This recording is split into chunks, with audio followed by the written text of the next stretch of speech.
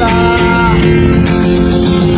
বেশি টাকার বিনিময় ভালো ফাস্ট ফুড খাওয়া হয়, মেয়েরা তাকে ভালোবাসা করে।